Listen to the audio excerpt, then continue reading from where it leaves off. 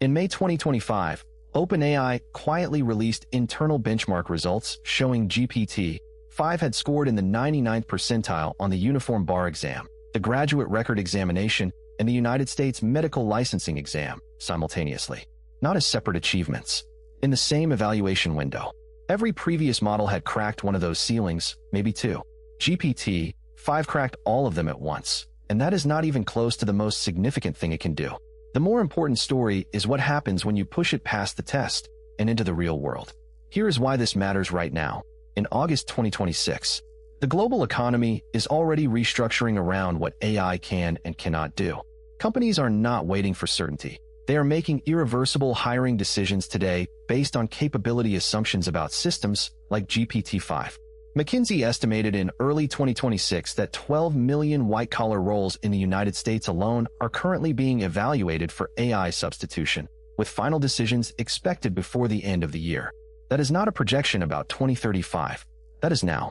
At the same time, the people who understand what GPT-5 actually does, not what the press release says, but what it genuinely does differently, are positioned to make decisions that everyone else cannot.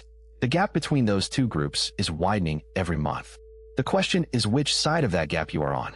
To understand what makes GPT-5 different, you need to understand the wall that every AI model before it kept hitting. From GPT-2 through GPT-4, and including competitors like Google's Gemini Ultra and Anthropic's Claude 3, all of these systems shared one fundamental constraint. They were reactive. You gave them a prompt, they generated a response.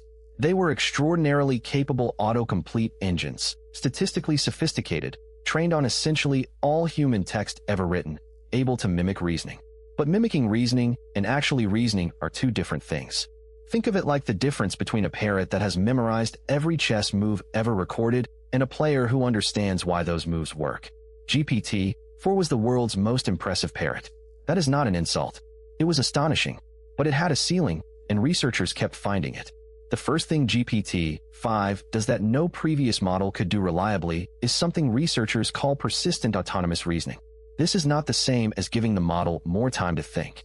It means GPT-5 can set its own sub-goals inside a task, test them against each other, discard the ones that fail internal consistency checks, and revise its approach mid-problem, without you prompting it to.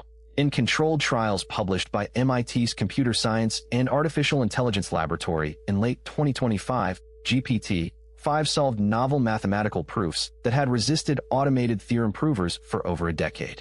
Not by matching the problem to training data. The problems were deliberately constructed to have no analogs in published literature.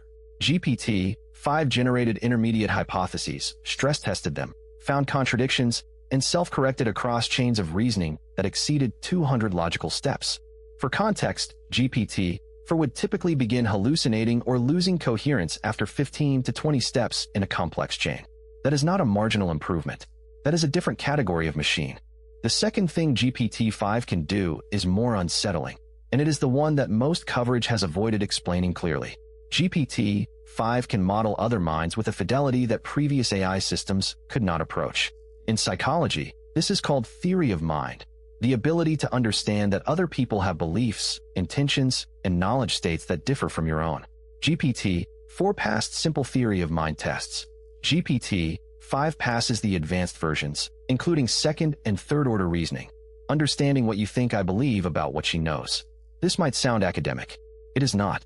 In a 2025 Stanford study involving 1,200 participants in negotiation simulations, GPT-5 outperformed human negotiators in 73% of scenarios when optimizing for a defined outcome, because it could accurately model the other party's unstated priorities and adjust its language in real time. It was not just persuasive. It was strategically persuasive in ways calibrated to the specific person it was talking to. The implications for sales, law, politics, and any domain involving human persuasion are not theoretical. They are already being deployed. How does GPT-5 actually accomplish this? The architecture involves what OpenAI calls a multi-scale reasoning layer, sitting above the base transformer that earlier models relied on exclusively. Think of the base transformer as a very fast, very broad pattern matching engine. It handles language fluency, factual recall, and contextual coherence. What the reasoning layer adds is something closer to a working memory with an internal critic. When GPT-5 generates a candidate answer, the reasoning layer does not immediately output it. It runs a parallel evaluation process, checking the answer against a set of internal consistency constraints, logical validity, factual coherence, and alignment with the stated goal. If the answer fails any of those checks, the system generates an alternative and runs the evaluation again. This loop can cycle dozens of times before producing output. The counterintuitive part is that this makes GPT-5 slower than GPT-4 on simple tasks, not faster. Speed was sacrificed deliberately in exchange for depth. The model is slower precisely because it is doing more. The complications are real, and you should know them.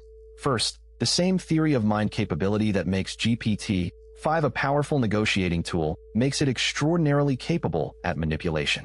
Researchers at Oxford's Future of Humanity Institute flagged in a 2025 paper that systems with this level of social modeling ability could generate targeted disinformation that is personalized to individual psychological profiles, not mass propaganda, but bespoke deception.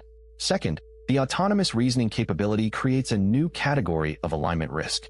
When a system can set its own sub-goals, the question of whether those sub-goals remain aligned with what you actually wanted becomes non-trivial. OpenAI has published a safety framework, but independent researchers, including those at the Center for AI Safety, have noted that the framework describes intended behavior under tested conditions, not a guarantee of behavior under novel ones. These are not hypothetical concerns.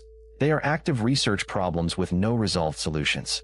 For you specifically, the shift is already happening in ways you can track. If you work in law, accounting, consulting, financial analysis, or any form of knowledge synthesis, your firm either already has a contract with OpenAI's Enterprise API or is negotiating one. The entry-level roles in those fields, the ones that used to require 2 years of junior work before real responsibility, are being compressed dramatically. If you are currently in one of those roles or training for one, the skill that protects you is not speed or recall. It is judgment about when the model is wrong and domain expertise specific enough to catch it. In medicine, GPT-5 is not replacing physicians, but it is replacing the diagnostic reasoning that used to require a specialist referral, which means the specialist pipeline itself is under pressure. By 2028, Goldman Sachs projects that AI-assisted diagnosis will handle 40% of cases currently routed to specialists in the United States. Watch for that number. What you are watching in GPT-5 is not the arrival of artificial general intelligence. It is something more specific and in some ways more consequential. The first AI system that crosses the threshold from tool to agent. A tool does what you tell it. An agent pursues goals. The distance between those two things is the distance between a calculator and a colleague. In the next 5 years,